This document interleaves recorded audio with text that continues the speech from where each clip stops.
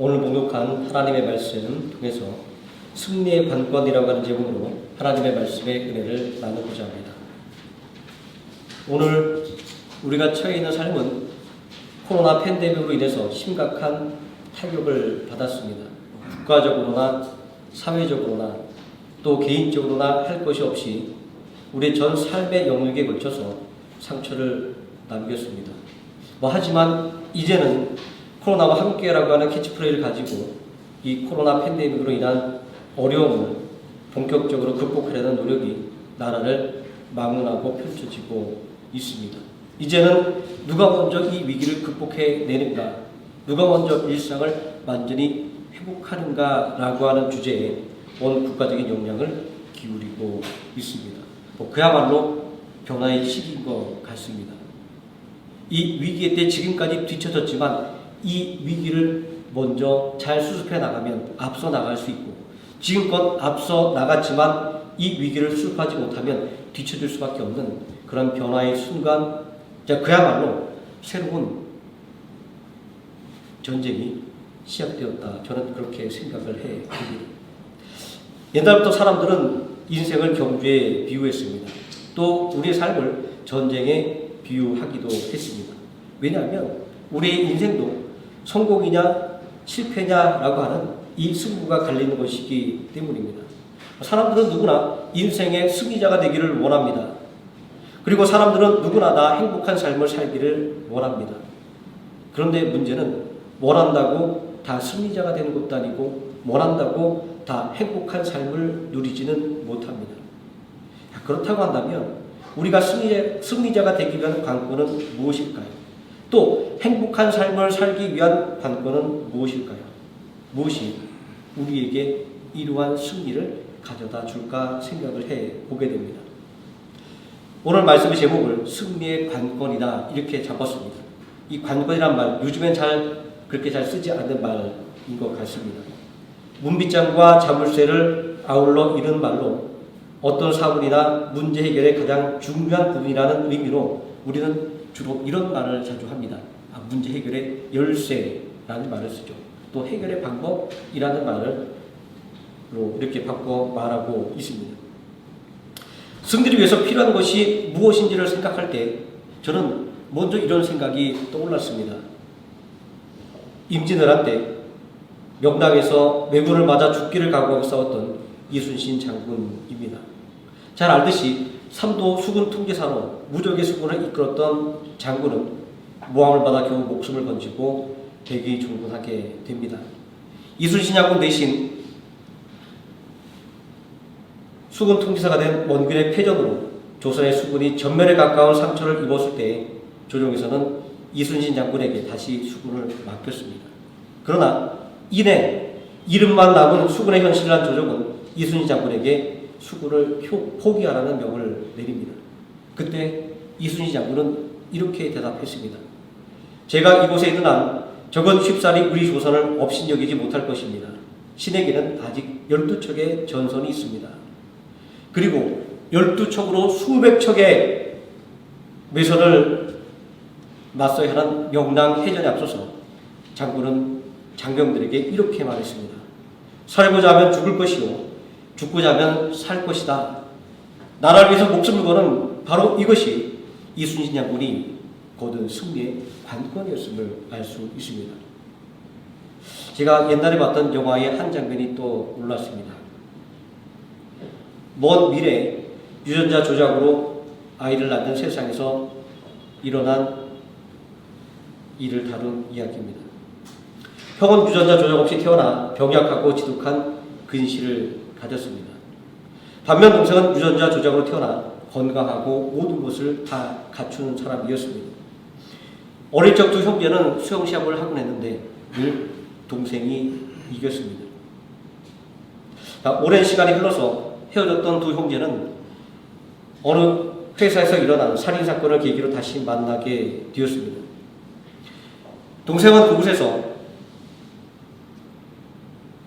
유전자 결합이 있는 형이 다른 사람의 유전자를 도용해서 우주 비행사가 돼 있는 것을 발견합니다.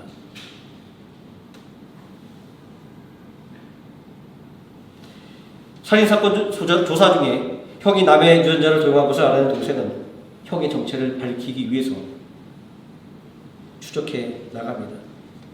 또 이에 형은 자신의 꿈을 지키기 위해서 몸부림칩니다. 그러나 형제의 끈을 놓지 못했던 이들은 어릴 때처럼 수영시합으로 이 문제를 해결하기로 합니다. 형이 이기면 형의 꿈대로 우주로 발사되는 우주선을 타고 날아가고, 또 동생이 이기면 형은 자신이 유전자 조작을 했다라고, 도용을 했다라고 자수를 하는 것이었습니다. 늘 수영시합에 이겼던 동생은 이 시합을 자신이 절대적으로 이길 것이라고 생각했지만, 그러나 동생은 이 수영시합에서 패배하게 됩니다. 그리고 형에 의해서 가까스로 목숨을 건지게 되었습니다. 형의 도움으로 살아난 동생은 어떻게 자신을 이길 수 있는지를 묻습니다. 그때 형은 이렇게 대답합니다. 너는 돌아올 생각을 하고 헤엄을 쳤지만 나는 절대로 돌아갈 생각을 하지 않았다라고 이야기를 합니다. 누가 더 멀리 헤엄을 칠 수 있냐라고 시합을 할 때 절대로 돌아갈 생각을 하지 않고 오직 앞으로만 나갈 생각을 하고 하는 것이 바로 승리의 관건이었습니다. 우리 인생들은 우리 삶이라고 하는 경주에서, 또 우리 인생이라고 하는 전쟁을 통해서 승리하기 위해서 수많은 조언들을 구하기도 합니다. 그래서 학생들은 공부 잘하는 법, 또 좋은 대학을 가는 방법, 또 우리 직장인들은 직장에서 인정받고 승진할 수 있는 방법, 이런 것들을 조언받습니다. 또 사업하시는 분들은 사업을 확장하고 성공할 수 있는 방법에 대한 조언을 받습니다. 또 가정을 이루신 분들은 두말할 것 없이 행복한 가정을 이루기 위한 여러 가지 조언들을 받고 있습니다. 우리의 믿음도 실상은 경주입니다. 그리고 또 전쟁입니다. 영적 전쟁 말입니다. 왜냐하면 우리를 실족시키기 위해서 후시탐탐 노리고 있는 사단과 대치하고 있기 때문입니다. 우리는 이 믿음의 경주와 영적인 전쟁에 있어서 승리하지 못한다고 한다면 패배할 수밖에 없습니다. 여기에는 무승부가 존재하지 않습니다. 이제 우리의 인생의 경주와 삶의 전쟁에서 패배하게 되면 우리에게 큰 고통이 따라옵니다. 하지만 믿음의 경주와 영적 전쟁의 패배는 더욱더 가혹합니다. 왜냐하면 우리의 구원이 달린 문제이기 때문입니다. 오늘 읽은 이 본문의 말씀은 이러한 믿음의 경주와 영적 전쟁의 속국의 관건이 무엇인가 라고 하는 것을 우리에게 알려주고 있습니다. 오늘 말씀 가운데 예수님은 대속의 십자가를 지는 인류 구원의 대역사를 앞두고 제자들과 함께 겟세마네 동산으로 기도하러 올라가셨습니다. 이 겟세마네라는 뜻은 기름 짜는 틀이라고 하는 의미를 가졌다라고 합니다. 자, 이 기름 짜는 틀이라는 의미를 가진 겟세마네에서 혼신의 힘을 다해 기도한 예수님의 모습은 참 의미심장하지 않습니까? 저는 이 겟세마네라고 하는 이 지명의 의미를 통해서 하나님의 구속 사역이 얼마나 철저하게 계획된 것인지를 다시 한번 느끼게 됩니다. 예수님께서 온 힘을 다해 기도하는 그곳의 이름을 기름 짜는 틀이라고 미리 사람들이 부르게 했다라고 하는 것을 생각할 때 저는 그런 생각을 하게 됩니다. 이날 기도의 목적은 시험에 대비하는 것이었습니다. 38절 말씀에 예수님은 분명하게 제자들에게 경고하고 있습니다. 시험에 들지 않게 깨어 있어 기도하라. 예수님의 말씀대로 이날의 기도는 분명히 믿음의 경주와 영적인 전쟁의 승패를 결정짓는 분수령이었던 것입니다. 예수님에게는 아버지 하나님이 주시는 사명인 인류 구속사역을 감당할 수 있을 것인가, 내가 죽어야만 하는 대속의 십자가를 질 수 있을 것인가에 대한 결단의 장이었습니다. 또 한편 제자들에게는 예수님이 지실 십자가가 대속의 십자가인 것을 믿고 따를 것인가에 대한 결단의 장이었기 때문입니다. 이 겟세마네 기도 뒤에 이어지는 예수님의 제자들과 성공과 실패의 이야기는 믿음의 경주와 영적인 전쟁을 싸워야 하는 그리스도인들에게 있어서 기도가 얼마나 중요한 것인가를 또 보여주는 것입니다. 죽어야만 하는 대속의 십자가를 져야만 하는 예수님은 영적인 전쟁에서 승리했지만 대속의 십자가를 믿고 따라야 하는 베드로를 대표로 한 제자들은 실패했습니다. 도대체 무엇이 예수님과 제자들의 이 믿음의 경주와 영적인 전쟁의 승패를 결정을 짓는 관건이 되었을까요? 제가 이렇게 물으면 아마 이렇게 말씀하시는 분도 있을 겁니다. 에이 목사님, 뭐 당연한 말씀을 하세요. 예수님은 하나님의 아들, 그리고 성자 하나님이니까 하나님의 아들을 가지고, 아들의 권세를 가지고 승리했겠죠 라고 말입니다. 굉장히 타당한 이야기이기도 합니다. 하지만 성경은 이러한 생각을 원천적으로 차단하고 있습니다.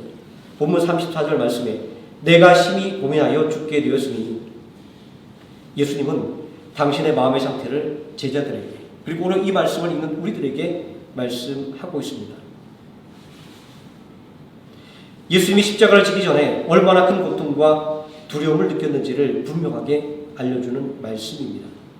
이 말씀을 통해 볼 때 예수님은 하나님의 아들의 권세가 아니라 연약한 인간의 마음으로, 연약한 인간의 육신을 가지고 이 고통과 두려움으로 이 영적인 전쟁에 임했던 것을 알 수가 있습니다.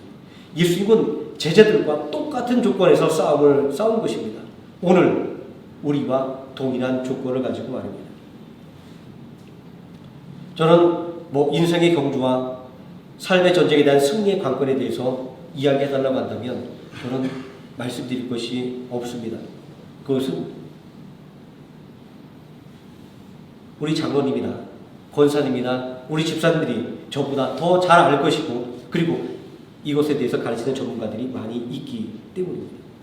그래서 저는 믿음의 경주, 영적인 전쟁에 대한 승리의 관건만을 이야기를 할 것입니다. 믿음에 관한 일은 그래도 제 전문이라고 말할 수가 있기 때문입니다. 그렇다고 해서 제가 목사니까 수준이 이만큼 높아서 이런 말을 한다는 의미는 아닙니다. 다만 저에게는 믿음에 관한 일만큼은 자신 있게 말할 수 있는 자격이 있다라는 그런 의미로 이런 말씀을 드립니다. 우리가 의학 공부를 하고 의사가 되면 의료 전문가가 되듯이 저도 신학 공부를 하고 또 목사가 되었으니까 세상 말로 하면 믿음의 전문가, 또 믿음의 자격증이 있다라고 말할 수도 있기 때문에 한번 이렇게 자신 있게 말씀을 드리겠습니다. 히브리서 12장 1절이 지적하고 있는 우리 앞에 펼쳐진 믿음의 경주와 또 베드로전서 5장 8절이 경고하는 우리의 영적인 전쟁에 있어서 승리의 관건은 결단입니다. 결단은 무엇을 하기로 결정한다라는 의미죠. 자, 그리고 이 결단의 핵심은 적절한 때를 포착하는 데 있습니다. 아무리 내가 굳게 마음을 먹어도 시간이 지나면 소용이 없습니다. 예수님의 대속의 십자가의 사건은 예수님의 머리에 향유를 부은 여인의 사건으로 시작을 하고 있습니다. 이렇게 이야기하는 것은 마가복음 14장 8절에서 예수님께서 분명 이 여인의 행동을 당신의 장래를 위한 것이라고 말씀하고 있기 때문입니다. 자, 이름 부를 여인이라고 할 때 이 여인이 갖는 존재감은 아주 미약합니다. 그러나 이 미약한 존재인 여인은 예수님에게 향유를 부었습니다. 사람들의 말에 의하면 이 향료는 300데나리온이 넘는 가치를 가지고 있었습니다. 당시에 품삯이 1데나리온 것으로 계산할 때 무려 1년치 연봉에 해당되는 가치였습니다. 누가 1년치 연봉을 한 번에 다 쏟아부을 수 있을까요? 아마 이 향유의 가치만 생각한다고 한다면 어느 누구도 이런 일을 할 수 없었을 것입니다. 그러나 예수님을 위한 간절한 마음이 있을 때 예수님께 이 향유를 붓는 결단을 하게 된 것입니다. 사실 생각해보면 우리의 모든 믿음의 행위는 결단입니다. 우리가 예배드리는 것, 기도하는 것, 헌금, 그리고 봉사에 이르기까지 이 모든 것들이 우리가 굳은 결단을 하지 않으면 결코 할 수 없는 일이기 때문입니다. 이 이름 모를 여인의 믿음의 결단은 어떤 반응을 일으켰을까요? 우리는 참 대단한 믿음이다 이야기할 수 있지만, 그러나 놀랍게도 사람들은 이 여인을 비난하기 시작합니다. 왜냐하면 믿음의 결단을 이해하지 못하는 사람들에게는 이 믿음의 일들이 헛된 일로 보였기 때문입니다. 그들의 말처럼 더 좋은 일에 쓸 수 있었기 때문입니다. 우리도 이런 말을 듣지 않습니까? 학생들에게 야, 교회 가서 교회 갈 시간에 열심히 공부나 더 해. 또 우리에게 이렇게 얘기합니다. 교회 갈 시간, 예배드릴 시간에 일이나 더 열심히 해 라고 말합니다. 믿음의 결단을 이해하지 못하는 사람들은 이렇게 말할 수밖에 없습니다. 그들은 말합니다. 가난한 자들을 도와줄 수 있는 기회를 놓쳤다라고 말합니다. 그런데 예수님은 똑같은 행동에 대해서 이렇게 말씀하고 있습니다. 이 여인이 나의 장례식을 준비하는 것이다.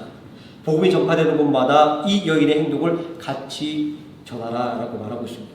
이 여인의 행동을 칭찬하고 있습니다. 향유의 가치 때문이 아니라 예수님은 이 여인의 믿음의 결단을 보았기 때문입니다. 이 여인의 행동은 믿음의 결단을 통해서 예수님의 그리스도 되심, 다시 말해서 우리의 구원자가 된다라고 하는 것을 확증하는 것이 되었기 때문입니다. 예수 그리스도의 이름이 전파되는 곳마다 이 여인이 행했던 믿음의 결단이 전해진다라고 하는 것 얼마나 큰 영광입니까? 그리고 예수님은 사람들이 항상 이렇게 말씀하셨습니다. 가난한 사람들은 항상 있지만 나는 항상 있지 않다. 내가 있을 때 나를 섬겨야 할 것이다 라고 말합니다. 이 말씀은 그냥 액면 그대로 들으면 이렇게 들을 수도 있습니다. 사람에게 베푸는 것보다 예수를 위해 드리는 것이 먼저 되어야 된다. 당신의 일보다 교회를 위한 일을 먼저 해야 된다. 아마 이렇게로 들릴 수도 있고 그렇게 말할 수도 있을 겁니다. 자, 그런데 결코 이 말씀은 그런 말씀으로 예수님이 하신 것은 아닙니다. 이 말씀의 의도는 사람에게 베푸는 것과 예수님에게 드린 것의 경중을 따지고 있는 것이 결코 아니기 때문입니다. 이 예수님의 말씀은 하나님의 것과 사람의 것을 구별할 줄 알아야 된다라고 하는 말씀인 것입니다. 하나님께 드린 것은 하나님께 드려야 되고 사람에게 베풀 것은 사람에게 베풀어라 라고 분명히 구분을 짓고 있는 말씀입니다. 제 아들이 11월달 말이나 가야 생일인데 벌써부터 생일 선물 노래를 합니다. 나 뭐가 갖고 싶어요. 몇 달 전부터 계속 노래를 부르고 있습니다. 이 온라인 예배, 그 다음에 또 온라인 수업 중에 집에 있는, 교회에 있는 컴퓨터도 수명을 다해서 또 우리 주일학교 선생님들이 또 힘을 모아서 교회에 아주 좋은 노트북 한 대를 또 기증해 주셨는데 또 집에 있는 컴퓨터도 노후화가 돼서 도저히 안 돼서 새로 구매를 하게 됐습니다. 저는 이 노트북을 아들이 온라인 수업을 할 때 많이 쓰니까 농담삼아 이렇게 얘기했습니다. 야, 이 노트북을 생일 선물 퉁치자. 그랬더니 제 아들이 이렇게 얘기하는 겁니다. 아니, 생일 선물은 생일 선물이고 이거 그냥 아빠도 쓸 건데 이걸 갖다 내 생일 선물로 퉁치면 치사해라고 이야기하는 겁니다. 생각해보니까 맞는 얘기예요. 생일 선물은 순수하게 그 사람을 위한 것이어야만 그 의미가 있는 것입니다. 그래서 예수님은 하나님의 것은 하나님에게, 가이사의 것은 가이사에게 라고 이렇게 단호하게 구분을 지어 주신 것 같습니다. 또 가난한 사람들은 항상 있지만 나는 항상 있지 않다. 내가 있을 때 나를 섬겨야 할 것이다 라고 하는 말씀은 믿음의 결단에 때가 있음을 이야기하는 것입니다. 자, 예수님께 드려야 할 때 드리는 것이 중요하고 사람들에게 베풀어야 할 때 베푸는 것이 중요합니다. 자, 믿음의 결단이 요구되는 때 바로 그때 믿음의 결단을 내려야만 하는 것입니다. 예수님께 향유를 부은 여인의 행동이 바로 그러한 믿음의 때에 믿음의 결단을 내리는 것입니다. 예수님께 향유를 부은 여인의 행동은 예수님을 위한 믿음의 결단이었으나 도리어 사람들의 비난에 직면했음을 우리는 보게 됩니다. 바로 이러한 점들이 믿음의 일이 아주 어려운 이유입니다. 그렇기 때문에 우리 믿음의 일에는 무엇보다도 결단이 필요한 것입니다. 사람들이 나를 어떻게 생각할까? 사람들이 내게 뭐라고 이야기할까? 라는 이 모든 평판들을 감수할 수 있는 그런 결단이 있어야만 하는 것입니다. 믿음의 결단을 앞두고 있는 예수님과 제자들, 죽음을 앞둔 결단 너무나도 절박하지 않습니까? 예수님은 제자들과 유월절 만찬을 먹었습니다. 우리에게 최후의 만찬으로 알려진 이 식사는 은혜와 기쁨이 넘치는 시간이었습니다. 그러나 동시에 다가올 시험에 대한 경고가 있는 시간이기도 했습니다. 예수님과 제자들은 식사를 마치고 하나님을 찬미하며 감람산으로 나아갔습니다. 마가복음 14장 31절에 그렇게 기록하고 있습니다. 하지만 예수님과 함께했던 기쁨의 식사 그리고 이 기쁨의 찬미가 믿음의 승리를 담보하지 못했습니다. 왜냐하면 제자들은 곧 다가온 믿음의 경주와 영적인 전쟁에서 실패했기 때문입니다. 이 제자들의 실패는 우리 그리스도인들이 교회 안에 있다라고 해서 믿음의 승리가 보장되는 것은 아니다라고 하는 것을 알려주고 있습니다. 또 제자들의 실패는 여전히 교회 안에서도 또 믿음의 가정 안에서도 영적인 문제가 도사리고 있음을 보여주고 있는 것입니다. 그래서 예수님만 믿으면 만사 형통을 하는 것이 아니라 바로 예수님을 믿는 것은 우리의 믿음의 경주와 믿음의 그리고 영적인 전쟁에 참여하는 관문이라고 보는 것이 더 합당한 것입니다. 그러므로 우리는 믿음의 경주, 영적인 전쟁에서 승리하기 위해서는 믿음의 결단을 내려야만 됩니다. 예수님은 대제사장의 집들에서 신문을 받았습니다. 예수님을 모함하는 무리들이 그 집들을 가득 채웠습니다. 사방이 원수들에게 포위된 것입니다. 그러나 무리들의 모함에도 불구하고 예수님을 처형할 수가 없었습니다. 모함하는 사람들의 말들이 각각 다 달랐기 때문입니다. 이 이야기는 무엇을 알려주나요? 예수님께서 이 십자가를 회피할 수 있다라고 한다면 회피할 수 있는 기회가 있었다라고 하는 것을 알려주고 있는 것입니다. 하지만 예수님을 죽이려는 무리들 가운데서 예수님은 믿음의 결단을 내렸습니다. 대속의 십자가를 져야 될 때 대속의 십자가를 두려워하지 않고 받아들이는 결단 말입니다. 거짓 증인들로 예수님에게 죄를 뒤집어 씌울 수 없을 때 대제사장은 아주 회심의 카드를 꺼내 들었습니다. 유대인들의 전매 특허였던 신성모독죄였습니다. 이스라엘의 역사를 살펴보고 구약 성경을 살펴보면 이 신성모독죄는 그 범위가 가장 모호하고 포괄적인 죄목으로 무고한 수많은 사람들의 목숨을 빼앗는데 악용되기도 했던 그러한 조항이었습니다. 대제사장이 예수님께 묻습니다. 내가 찬송받을 이의 아들 그리스도냐? 예수님을 함정에 빠뜨리려고 하는 이 질문은 아이러니하게도 예수님의 정체가 하나님의 아들임을 밝히는 것이었습니다. 자, 그러므로 내가 찬송받을 이 아들 그리스도냐라고 하는 이 질문은 내가 하나님의 아들이냐라고 예수님께 묻는 것이었습니다. 우리 그리스도인들에게 있어서 너무나 당연한 질문입니다. 당연한 예수님이 하나님의 아들이지 라고 우리는 대답할 것입니다. 하지만 이 질문은 유대인들에게 있어서는 용납될 수 없는 질문, 이해될 수가 없는 질문이었습니다. 자, 그들은 하나님이 한 분이라고 할 때 하나님이 성부와 성자와 성령이라고 하는 이 개념을 절대로 이해할 수도 없었고 받아들일 수도 없었습니다. 그래서 그들은 하나님의 아들이라고 이야기할 때 어떻게 하나님이 두 분이야 라고 이것은 신성모독이라고 그렇게 분노하며 일어났던 것입니다. 그들에게 있어서 이것은 또한 우상 숭배일 수밖에 없었습니다. 잠깐 좀 곁길로 나가서 말씀을 드리면 삼위일체 하나님을 믿지 못해서 기독교 역사상 수많은 사람들이 실족했습니다. 지금도 또 수많은 사람들이 이 삼위일체 하나님에 대해서 믿지 못해서 실족하는 것을 보게 됩니다. 아버지와 아들과 성령님이 한 분 하나님이라는 것을 믿지 못하기 때문입니다. 사실 이것은 이해하기가 어려운 것이 아니라 이해할 수 없는 부분이기도 합니다. 설명하고자 하지만 설명할 수 없는 부분이기도 합니다. 왜냐하면 믿음으로 받아들여지는 신비이기 때문입니다. 믿음이 없다고 한다면 아버지와 아들과 성령님이 한 분 하나님인 것을 절대로 알 수가 없습니다. 그럼에도 불구하고 우리는 자꾸만 이해하려고 하는 이런 방법들을 강구합니다. 저는 이 말씀을 중에서 이런 생각을 한번 해봤습니다. 이런 예가 정확한 것은 아닙니다. 그러나 우리 이해를 돕기 위해서 제가 정확하게 말씀드린 이유는 이거 잘못 말하면 아주 심각하게 말이 많습니다. 2단, 3단 소리를 듣기 때문에 아주 조심스럽게 말씀을 드려야 될 부분입니다. 제가 어렸을 때 처음 봤던 라디오는 스피커가 한 개 달려있는 라디오였습니다. 우리가 모노 사운드라 그러죠. 스피커, 큰 스피커 하나에서 소리가 나옵니다. 근데 제가 초등학교 고학년 됐을 때 저희 집에 스테레오 라디오가 생겼어요. 얼마나 신기했는지 저는 그 스테레오 라디오가 저희 집에 처음 생겼던 날을 지금도 기억을 합니다.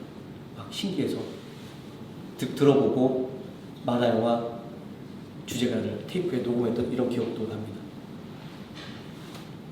한쪽에서만 나던 소리가 오른쪽에서 들리고 왼쪽에서 들렸던 그 순간이 너무나도 놀라웠습니다. 또 시간이 한참 지나서 더 기술이 발전하니까 서라운드 시스템이 등장했습니다. TV를 켜놓고 볼 때 앞에서만 소리가 들리는 것이 아니라 사방에서 마치 현장에 있는 것처럼 소리가 들리는 것입니다.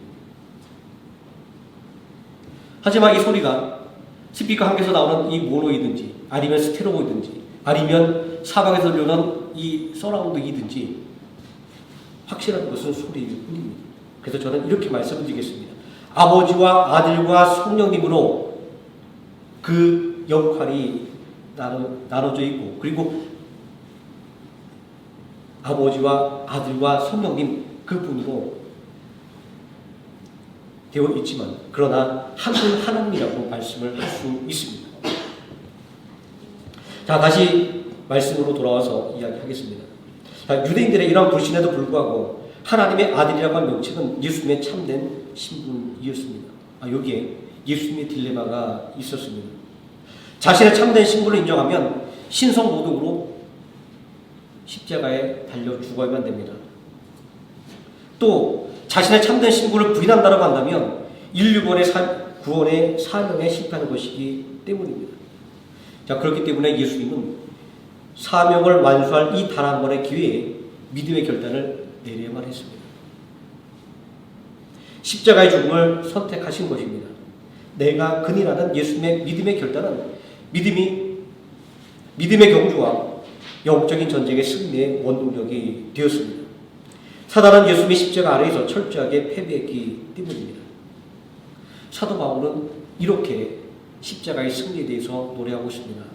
사망아 너의 승리가 어디 있느냐? 사망아 내가 쏘는 것이 어디 있느냐? 고린도전서 15장 55절에서 예수님의 승리에 대해서 이렇게 노래합니다.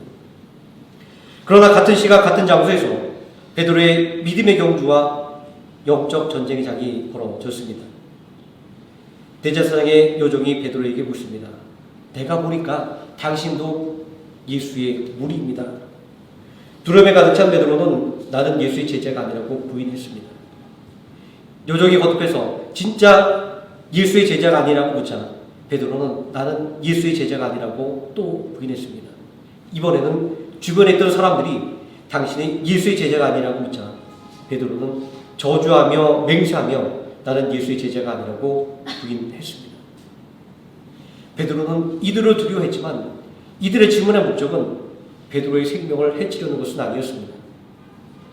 만약 제자들로 죽이려고 계획했다고 한다면 겟세마네 동산에서 군호를 짤 필요도 없이 모두를 잡아들였을 것이기 때문입니다. 그래서 이들의 질문은 비난과 조롱을 위한 것이었음이 틀림이 없습니다. 하지만 베드로는 사람들의 비난과 이 조롱이 두려워서 믿음의 결단을 내리지 못했던 것입니다. 믿음을 고백해내는 순간에 결단을 하지 못하면 믿음의 경주와 영적인 전쟁에서 패배할 수밖에 없는 것입니다.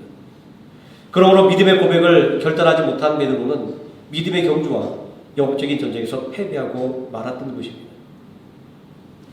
성경은 닭이 두 번 올 때 비로소 베드로는 자신의 패배를 알아차리고 눈물을 흘렸다라고 증거하고 있습니다. 하지만 결단의 순간은 지나가고 말았습니다. 믿음에는 반드시 결단의 때가 있습니다. 다음번이 아니라 내일이 아니라 바로 지금 이 순간 우리는 믿음의 결단을 해야만 할 것입니다.